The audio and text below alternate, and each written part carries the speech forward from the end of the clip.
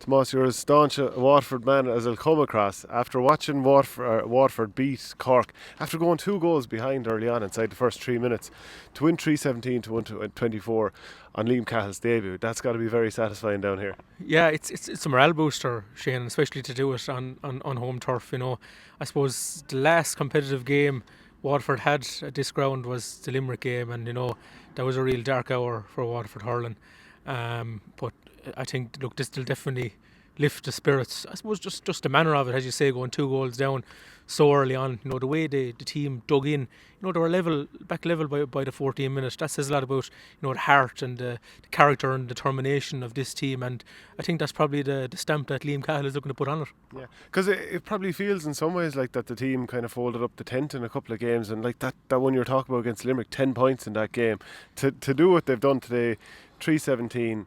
Some really good performances. The Bennetts stick out. I mean, Kieran Bennett scored 4 from play a sideline. Stephen Bennett got a hatful. Patrick Kern with 1-3. A player who was like seen as an underage prodigy, and it had never fully happened. Maybe this is the first sign. So lots of good signs. Absolutely. And you mentioned Stephen Bennett there, who was just talking to a couple of us, and he was talking about the embarrassment walking off the field against Limerick last summer, and that's something they want to put behind them. But there is a lot of potential in that group. Shane, they've won minors and under 21s as well. And there is potential there. And Stephen really stood up second half, even though I think he missed 4 frees. He was saying himself he had 20 wides. It wasn't as bad as that, but he only had the 4 missed frees, but he got 11 in total, 3 from play in the second half. Was coming out really deep, or he's usually known as a goal merchant, real finisher inside that full forward line, but he was more of a kind of a playmaker today, taking off his score, but also setting up the play as well. And like his brother Kieran has been kind of a point scoring machine. He's really gone under the radar compared to Stephen and Shane, but he's done it with Ballysaggart, and he's coming into this season full of confidence. I saw him in the Western final over the winter against Ardmore, got 9 from play that day. Like most of them were from 65 metres plus. It's one of the best displays I've ever seen in the game. Got 4 in the county final, and 5 today. He's really staking a claim for the summer. And like Patrick Kern as well, we've seen him produce it in fits and starts. He had a good league in 2016. Remember the league finals against Clare? He was one of Waterford's prominent players. Hasn't really happened for him come the summertime, but we all know what Patrick Kern can produce on his day. And I suppose there has been a turnover of players, especially when you look back to the All-Ireland final, which is still only a recent memory for Waterford. And Waterford need the younger players now to stand up. I suppose they're not that young anymore, but the lads that won minors and 21s, the likes of Patrick Kern, Stephen Bennett, Conor Prunty, Austin Gleeson, when he comes back, to really drive this team forward. And that's the thing. I think Liam was saying afterwards, Jamie Barron's probably a few weeks away. Kevin Moran should be there soon enough. But if you look at some of the good performances, players that have been exposed a little bit in the last year or two, I mean in terms of game time, they've had a bit of game time. Conor Prunty, named captain this year, young man, completely tied down Patrick Horgan when he was moved to him early on. Calum Lyons, glorious display out in the half back line for the most part. Irla Daly, I just met his mother, who happens to be from my hometown of Borrisalee, out there as well. Good performance out wing back. There are a lot of players that the general country probably isn't that aware of, but they can really step up. Yeah, and there's probably a couple of names you mentioned there that probably even the Waterford public wouldn't have been too aware of. I mean, Calum Lyons has come out of nowhere. I mean, I think 2 years ago he was over in Boston. I think he was only a sub on the under-21 team a couple of years ago in Páirc Uí Chaoimh. Wasn't really on the radar, but burst onto the scene last year under Pádraig Fanning as a cornerback. But he's so much ability.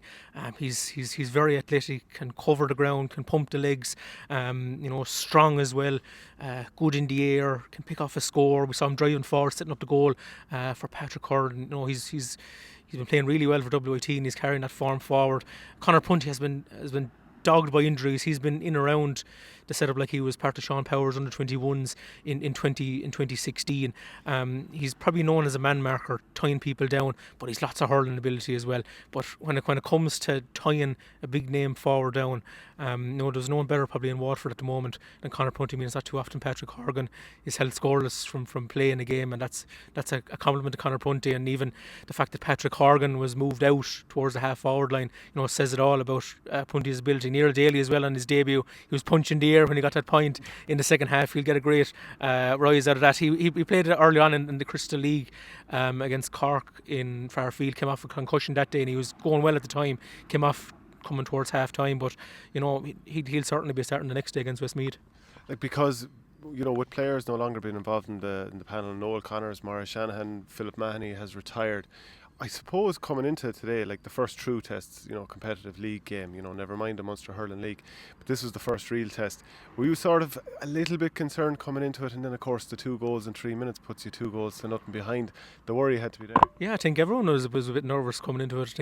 I think everyone had the kind of same thought run through their head when the 2 goals, we went in, here we go again.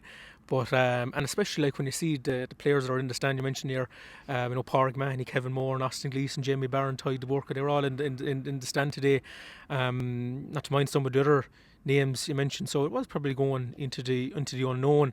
But I think just the doggedness of the Waterford performance today was very heartening. It was kind of a heartwarming performance on a bitterly cold day, Shane, if you put it that way.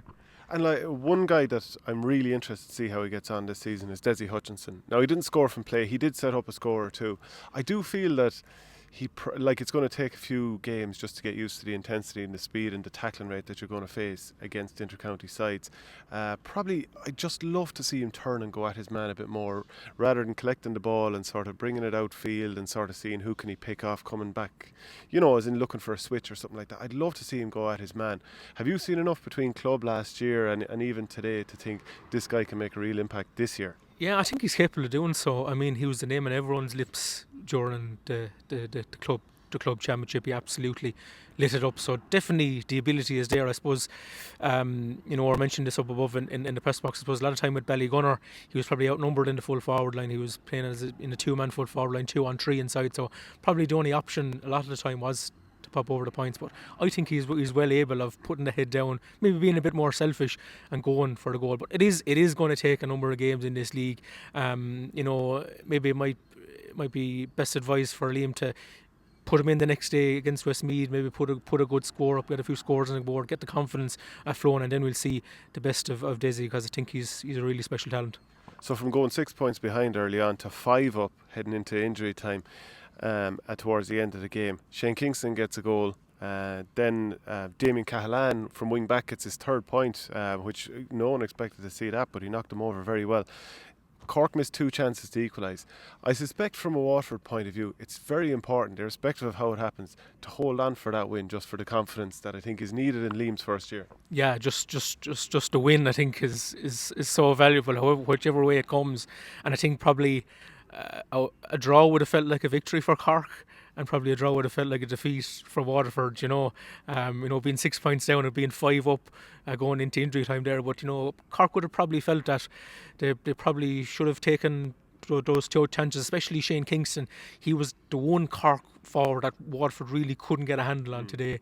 He got 2-2. We saw Conor Lahan being taken off. We saw Seamus Harney being taken off. We saw Patrick Horgan being held scoreless from play. We saw Aidan Welsh being taken off. But Shane Kingston really caught fire up there today, and he probably should have taken that opportunity, but it probably would have been daylight robbery given the way Waterford applied themselves over the 70 minutes plus. If you were a Cork fan, would you be happy with what you've seen today? I think you would probably, considering the players that they had on view from 8 to 15, that's probably close enough to what we'll see in the summer. Probably Alan Cadigan will come into it, Luke Meade perhaps, but it's pretty close to what we'll see come the Munster Championship, and they would have been expecting to kick on, I think, after scoring the 2 goals, and we all know the damage that Cork forward line can do. And I think from 8 to 15, they're as good as any team in the country, Shane, potentially. I think there's still issues. I think there's still issues defensively. I think any time you come up against Cork, you always feel you have a chance. It always turns into a high-scoring game, and the priority for Kieran Kingston and his management team during the league is to sort out his defence in front of Anthony Nash. That's the priority. They'll be disappointed in kick on today. 17 wides, they were very wasteful in front of a goal. But I think the main thing is to sort out 3 and 6. I thought Robert Downey was quite solid today. Is he the solution at number 3? It remains to be seen. Damien Cahill, that was very unexpected. 3 points from play from the wing. I don't think Waterford were expecting that. None of us were. But that's the area that Cork have to solve if they're to get out of Munster and be contenders for the All Ireland. I wonder is Tim O'Mahony is the right place for him. He's obviously got talent, but I don't know if number 6 the place for him. I'm not sure about Aidan Walsh at wing forward. I'm very surprised that Conor Lahan, after getting a goal early on, he couldn't add to that. Aidan Walsh at times the stick work let him down. Patrick Horgan not scoring from play. Mark Coleman, look, we know how talented he is, and bar getting 2 points in whatever it was, 2 or 3 minutes, barely got involved in the game as well. If I was a Cork fan, I'd be a little bit concerned about this. I think it was good early on. They were switching the ball very well, those crossfield balls and then stick passes across to each other 20-30 yards, and it threatened to open Waterford up. But once Waterford got the numbers to drift back down the field, I think Cork very much struggled, and I just wonder what's plan B for Cork when plan A doesn't work. Yeah, do you kind of feel that maybe when it gets into a battle, when the game is really on the line, do Cork really have the stomach for it? Would you think the same, Shane? Well, I think that's been the question the past couple of years, that when it gets into these tight games, when it gets to Croke Park, the Limerick semi-final 2018, the quarter-final against Kilkenny 2019, that the other team has applied the squeeze, and Kilkenny and Limerick are sort of similar teams in some ways, the way they physically go after you and drop numbers back. Didn't really have a massive answer. And Kieran Kingston has had 2 years away to stand back and watch the development of what initially started out as his team. And I don't know, like, they have probably a dream team on the sideline. Himself, The Rock, Gerard Cunningham, they have their S&C organised. Conor's working with the goalkeepers as well. Yeah, you'd think everything is in position for them.